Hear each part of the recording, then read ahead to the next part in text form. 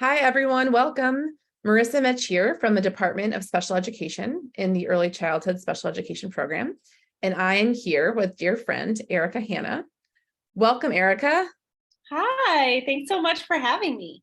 Yeah, we're really excited to learn from you about your professional journey and educational journey and a bit some strategies related to attachment and how we can kind of be helping support form stronger relationships between family members, parents and guardians and children, as well as what our role can be in classrooms and in programs. So welcome. Why don't you tell us a little bit about yourself? Yeah, we'll kind of go from there. Yeah, great. So I'm originally from Ohio. My journey to being a psychologist, a child psychologist, which is my role now, it's been kind of all over the place. I started as a pre-med student in college, and after I finished undergrad, I did Teach for America. And so I taught preschool special education in Las Vegas for 3 years, which was amazing, and where I really fell in love with working with young kids and their families. And also, like, the first time I really understood the impact of mental health challenges and difficulty accessing mental health treatment among young children. And so that's how I kind of started getting interested in it. I was a teacher coach for several years after that. I also working in Las Vegas and in different public and charter schools, mostly with preschool through like third grade teachers. And during that time, that's when I started taking some psychology classes also at the University of Nevada, Las Vegas, and really got interested in child development, and decided to pursue a career in clinical psych. So right now I am in New York. I live in the Bronx, and I went to graduate school here also. And so my doctorate program is Furkhoff Graduate School of Psychology, which is a part of Yeshiva University. It's also in the Bronx. And my program was a combined program. So what was really great and why I decided to choose this program was because it offered training in both clinical and school psychology. So I really got to blend my interests both in psych and with education, and working with teachers, families, and kids. And so after I finished grad school, I did my internship in a school as a school psychologist in Manhattan. And now I work at a private practice, which is just north of the city. And I work with a range of ages, pretty much from, I think the lowest age I work with right now is about 7 years old, up to adults. So I work with primarily elementary, middle, and high school students, but also some college age, and a few middle-aged adults as well. So kind of the whole lifespan, but I really have always had a passion for working with the younger kids. Yeah, totally. Thanks for sharing just kind of an overview.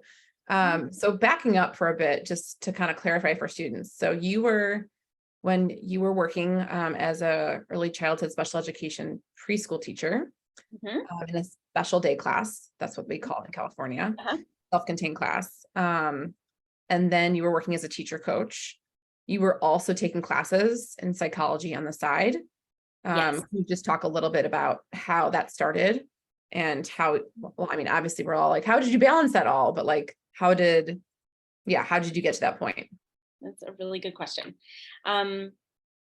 So starting with Teach for America in the region that I was in Las Vegas, I didn't have any background because I was pre-med in college. So I kind of got placed in a program in a early childhood, and I did not have much experience working with young children. So part of the requirements for Teach for America were that we also took master's classes. And so during my training with Teach for America and placement as a teacher there, I was taking classes at University of Nevada, Las Vegas in special ed. I think that was what my master's degree was, special education. And we took a lot of early childhood classes as well. And so it was 2 years to getting my master's while I was teaching. And then the third year was an additional requirement to actually getting licensed as a teacher in the state. When I became a teacher coach, I was working for Teach for America, and what I was seeing was that there was not just a need for the content for helping teachers know what to teach kids and how to teach them, and of course they needed support with that too. But there was also a really strong need for understanding kids' social and emotional needs. And teachers, a lot of the teachers I was working with were also really burnt out. They had really demanding hours, also had their own families. And from me as their coach, I saw that they needed more than just somebody that was going to, prioritize the academics and like the rigor of their teaching. And so that's kind of what got me interested in psychology, because I felt that if I learned more about kind of what was going on in their minds and in the minds of the kids that they were teaching, then I'd be able to better support them.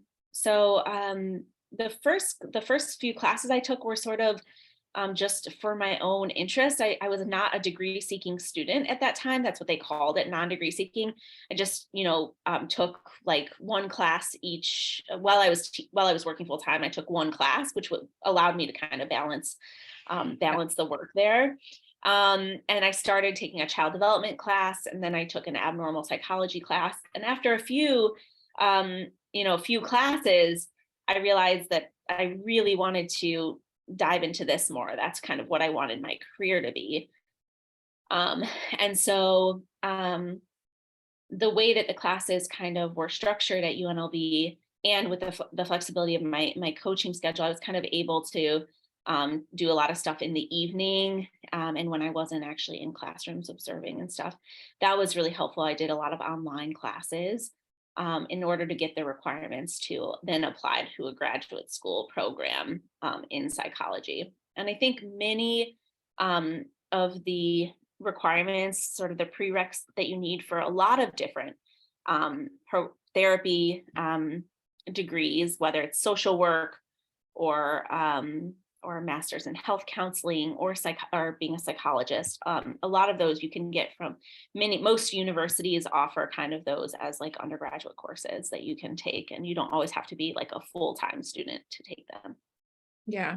Thanks for just talking about that. Because I think students, are just kind of curious, like, okay, so you're kind of interested in something and the university is there as an option, right? Yeah. To be able to kind of explore and sort of professional development, personal development, to be like, hey, I'm kind of interested in this and I want to learn more before I like completely switch careers, before I completely make a big decision and apply. Maybe I should take some classes in it first just to make sure I'm actually like, this does kind of stick as something that I'm passionate about. Yeah, it's so important. And in fact, as you're talking about that, I'm reminded of something else that I did as a volunteer also at the university. I joined a research lab on campus, one of the psychology labs there. And that allowed me to get a better understanding of what it would be like if I wanted to do research in psychology, like more of a PhD degree.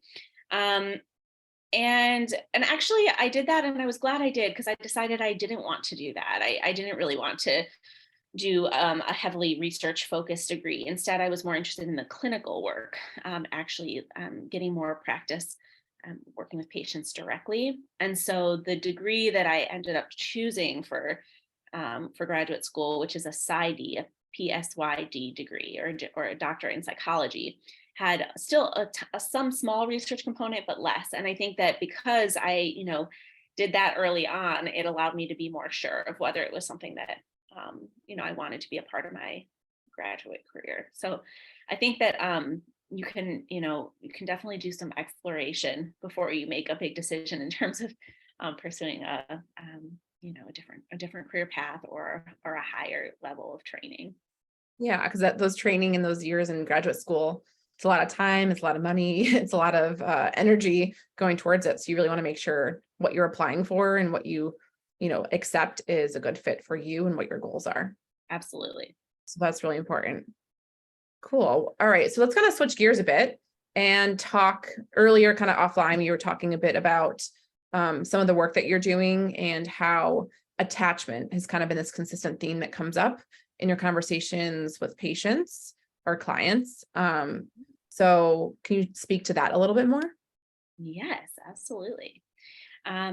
So, I've heard that this is going to be, what's that? Did I share my screen? Oh yeah, you can share the screen. Yeah. So, Okay. I just before this, when we were speaking, when Dr. Mitsch and I were speaking, I shared with her just a couple of figures that I like. I remember. Done. There we go. I think can kind of illustrate some of the concepts that I keep in mind when I'm working with patients, and that I think, Dr. Mitsch told me that many of the students in our class are looking at working with families, working with kids as teachers, perhaps also interested in mental health. And so really, regardless of the role that you're in, if you're working with children of any age, I think these are important concepts to keep in mind. And so I thought I'd share a little bit of that with you. So you all will be talking, I think, more about attachment later on, but just as a little brief intro, we look at the relationships that kids have with their caregivers, and the way that parents or guardians interact with their children. We see patterns of kind of how then behaviors that children develop. So in the green box over here, this kind of describes the type of parenting style that leads to what we call a secure attachment. Secure attachment means that kids are healthy. They can adapt well to change. They can regulate their emotions. They know to ask for help, and they feel safe and comforted by their parents. And that's because the parents provide this sort of warm, nurturing, stable environment for them. And kids know what to expect when they go to their parents. If they need help, they know that they're going to be able to get support. The other ones, these all fall under insecure attachments. These are other types of attachment styles: anxious, avoidant, disorganized. But they all stem from parenting patterns that are more authoritarian or strict, or uninvolved, like neglectful. In families where we see abuse has happened, these are often attachment styles that develop. Or if parents are really inconsistent. So that's the kind of the one that leads to the worst outcomes for kids, really, is this disorganized attachment style, where kids don't really know what to expect from parents. One minute they might be there, and the next minute they might not. And so they become quite confused. And so you can go to the next slide. This is just a little bit more of an illustration of how I think about my role as a therapist. So the great news is that, like, even if kids don't necessarily develop a secure attachment from their caregivers or guardians at home, teachers and other caregivers can play a role in being a secure attachment figure, and that can actually change outcomes for kids. So this is so important. Here's kind of an illustration of what it means to be a secure figure for kids. When they're going out and exploring, you want to be this kind of base for them, so that you allow them to go, and you watch over them, you join in with them and play, and you encourage them to explore. And then when they do need something, when they're upset and they need help, or they need you to support them in managing their feelings, they have this safe haven to kind of come back to. And I like how there's some words that are kind of here on this image, like protect me, comfort me. We know that behavior is communication, and not all young children have that language yet. But there's other signs that they'll give you if they need support, either like that safe haven or a secure base. So this is great. Yeah. And I'm so glad that you mentioned that too. That kind of ties into this other concept that I'm going to just briefly introduce today. And that's called mentalization. And when what mentalization is it's this ability to know what's going on in somebody's mind. And you probably, if you've worked with children or have your own children, you probably do this sort of naturally, quite often. You see a kid that looks angry or upset, and you wonder, like, I wonder what happened this morning, or I wonder what happened just before this. Like, I wonder why are they looking that way? It's basically being curious about what's going on in the mind of somebody else. Mentalizing ability, when kids have it, it means that they're able to know what another person's needs and feelings and desires and emotions are. They're able to kind of know what's going on inside another person's mind. And so I think that this is such a great thing to talk about in relation to what Dr. Mitsch was saying, because even for the youngest kids that aren't speaking, when you can kind of read emotions on their face, their nonverbal language, and you may start to wonder what they're trying to communicate to you. And there are things that you can do, kind of strategies in the classroom or in working with kids in any setting, really, that help develop their mentalizing ability. The reason why we, as psychologists, know that this is so important is because even if you have this insecure attachment style, the ability to mentalize can moderate that. It can kind of change whether or not kids develop maladaptive personalities. So if they don't develop this ability to understand their own feelings and needs and desires and other people's feelings, needs, and desires, then it can lead to having a more negative mood, being hostile, oppositional, impulsive, and it kind of inhibits their identity development. So maybe if we have, do we have a couple more minutes, Dr. Yeah, Mitsch? we have like 10 minutes or so.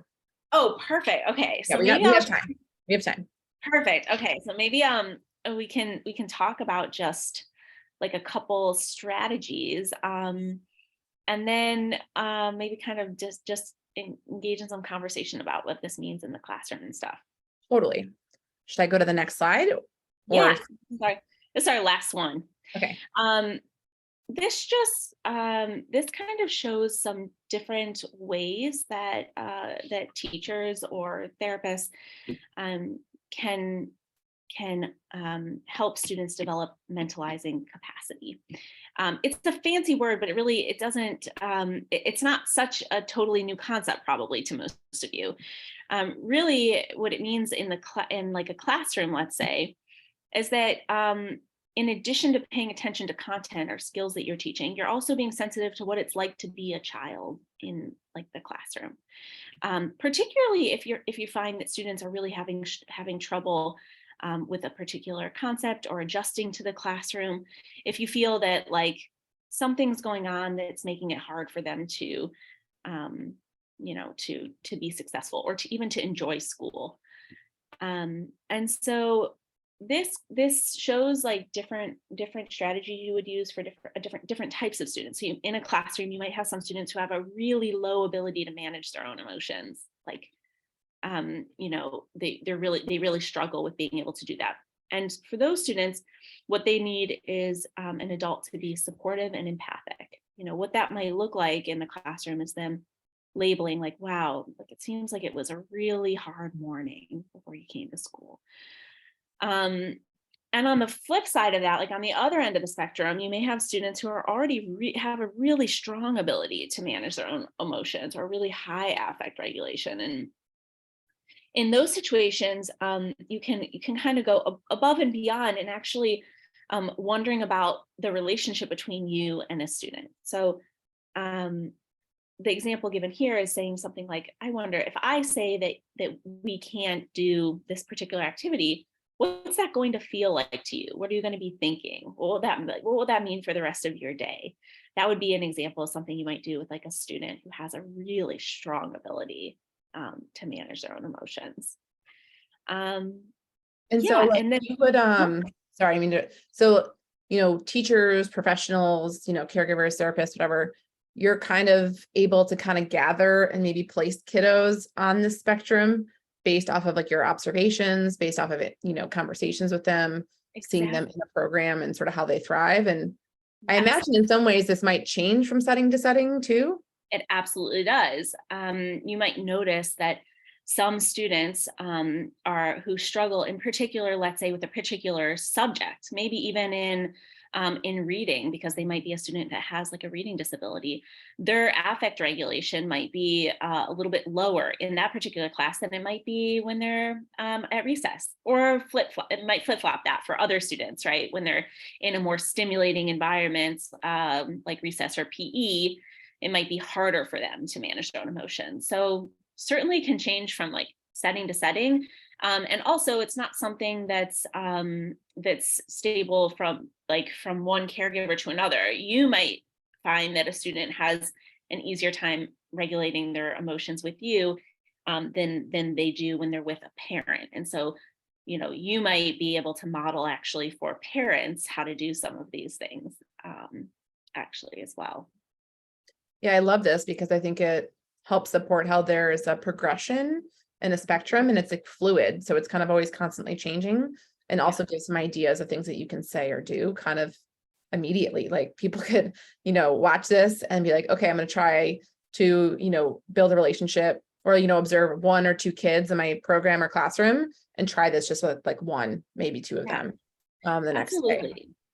Even one of the things, just to share like a good example, maybe from the classroom, if you think about, for example, like leading a small group, and you might have a particular student who's, let's say, who finds it more difficult than other students to read.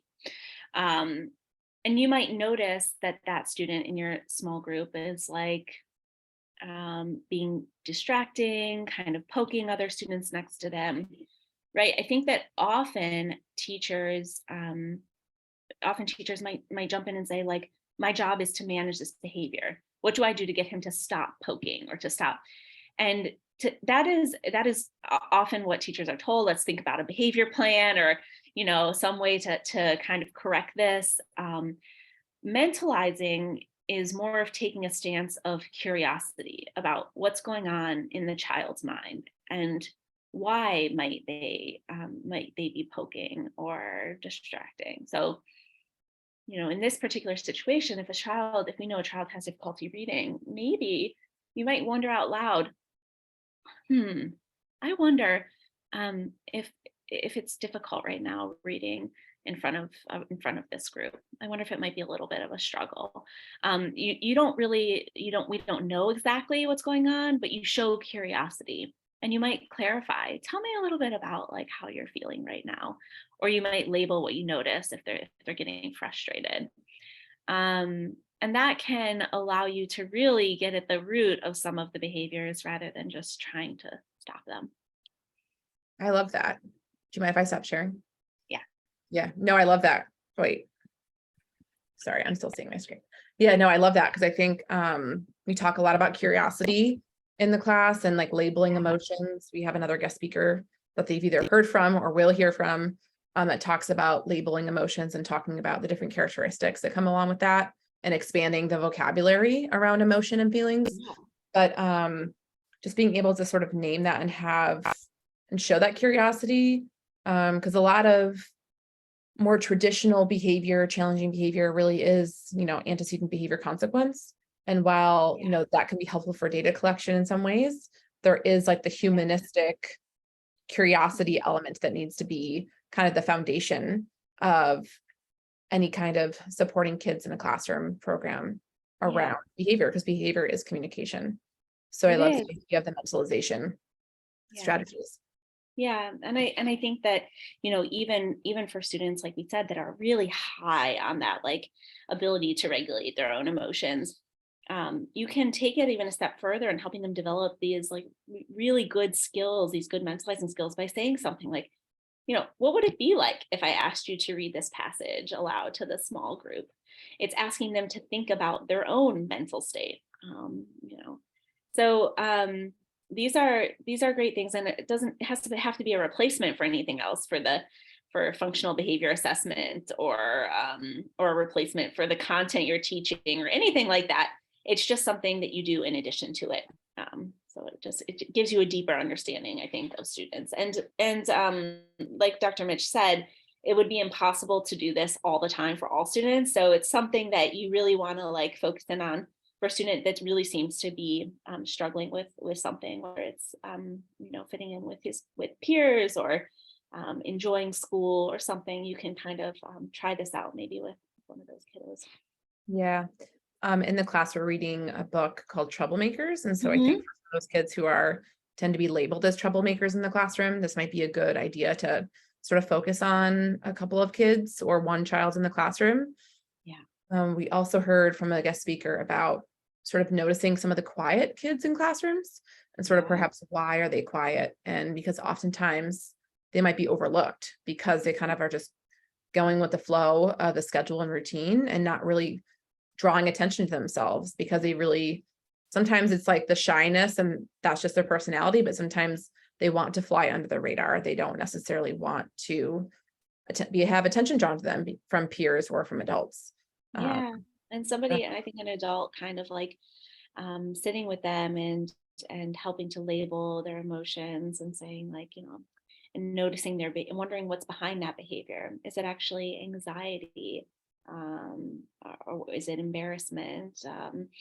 And so just when you are sitting and engaging with them, asking them to clarify why they're doing something or elaborate on something that they, chose not to do. Or I think all of those things can be really helpful for any kind of kid, even the ones that do fly under the radar.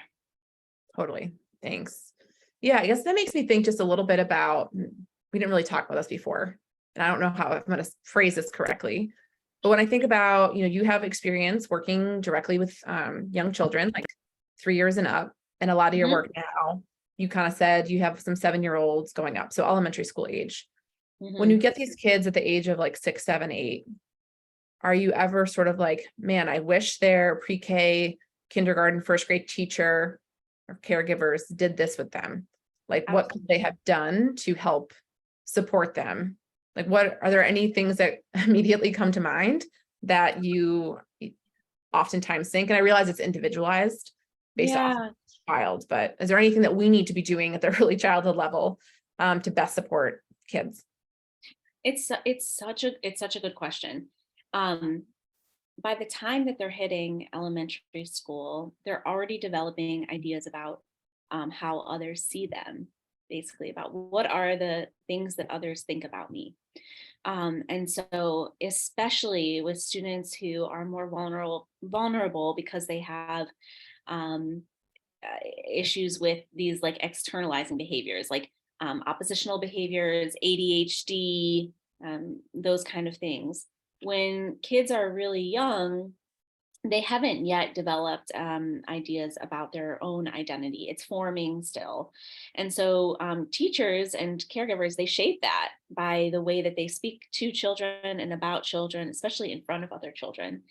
So I would say it's so important that that kids don't become labeled for the behaviors that they have. I think I often see like with elementary and middle school students who have had challenges early on, they become the bad student, the one that gets blamed sort of for everything. It's easy to pin something on them, even if they didn't do it. They sort of become the scapegoat. And I think early on, by taking more of a mentalizing stance and really understanding more about the function of behaviors and what emotions are going on that are leading a student to do or to not do something,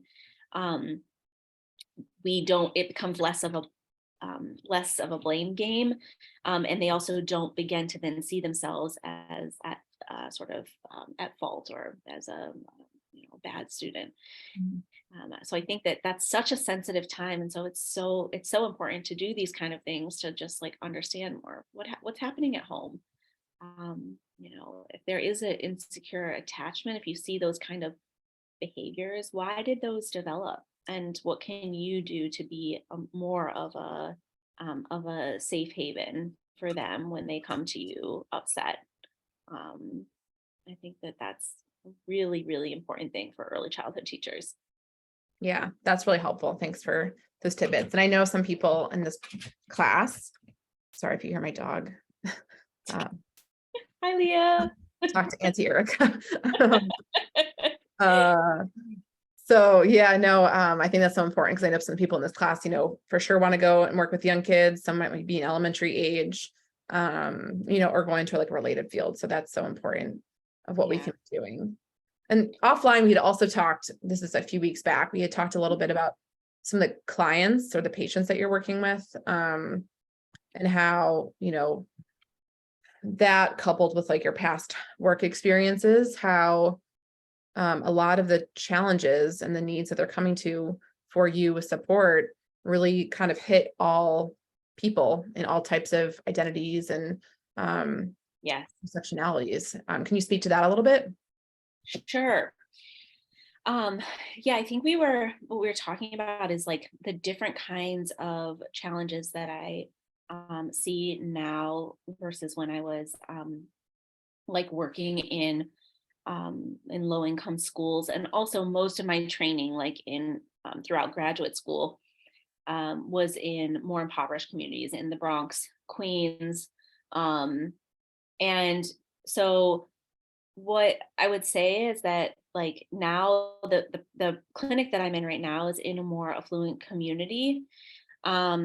But I think that something that's been like a lesson for me is just, I think I went in sort of with the bias that like, well, maybe people that have more resources won't have so many problems. And I think that's not true. There are mental health problems don't only affect folks, with fewer resources. They exist everywhere. It's different kinds of problems, I think, are more common. We often see a lot more of like internalizing problems like anxiety, OCD. We see a lot of that and treat a lot of that more sort of in the population that I work with now. But I don't actually think it's because it doesn't exist, in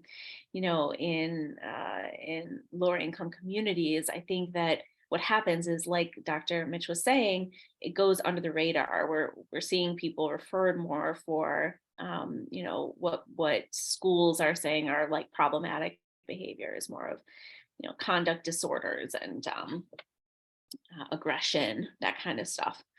And so I think that understanding what's going on mentally for students that you're working with, whether or not it reaches a level of actually like where they need treatment outside of the school, just knowing that they're bringing all kinds of issues in, and really being curious about like what's going on is super helpful.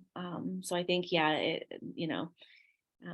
it's definitely a very important thing, and there's like lots of resources. I shared with Dr. Mitsch some stuff that she can hopefully pass along to you, and I'd be happy if anyone has like follow-up questions about this too, and wants to reach out. I'd be happy to like answer questions. Yeah, thanks for speaking to that a little bit. And I definitely will be passing on the resources. So we're kind of coming to the end, and so I'm wondering if there's anything else or any last words of wisdom that you'd like to share with the students who are listening today. Well, I've really enjoyed this conversation. It got me like reflecting a little bit on my own journey, and just sort of thinking back, I guess, as you all are kind of deciding what you're going to do career-wise and exploring. I would say my like biggest advice is to just trust your gut. Like, you don't have to have it all figured out now. I didn't actually decide that I wanted to do clinical psych until I was 29. That was when I started applying to graduate schools. And so throughout graduate school, I was one of the older ones in my class, but people decided to change career paths at all ages, 20s, 30s, 40s, 50s even. So I would say just, get a lot of information. Like, this is so great that you get to hear from professionals in different fields in this class. So just so that you know what options are out there. I think I didn't know a lot of that. I didn't realize there was, even once I started grad school, I didn't realize there were so many different types of therapists. And I kind of wish that I had known more. there's a lot of degrees that don't require 6 years of graduate school training. You can do 2-year degrees to be a social worker or get your master's, and do a lot of the clinical work that I'm talking about in schools, in private practice settings, in hospitals. So just take the time to really like talk to people, and get more information, and then, volunteer or take a class here or there, or do some stuff that that lets you know more about like a particular field, so that you can really choose the right path for yourself. Yeah, that's great advice. We'll definitely kind of try to debrief a bit more about that in class. So That's good. Erica, thank you so much for talking to us. Really appreciate you taking time out of your day to share about your background in doctor of psychology and your strategies around attachment, around what was the word again? I'm going to call it mindfulness. Mentalization. Mentalization. I knew it was an M word. Mentalization. Thank you. One takeaway from today. Absolutely. Mentalization. Yeah. So thank you so much. Appreciate it.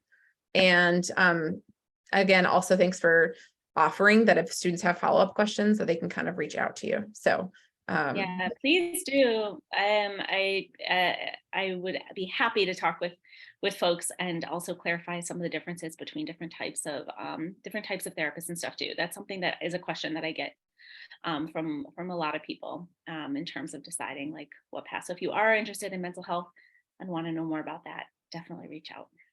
okay, sounds great. Thank you so much. Bye. Yeah. Bye, everyone.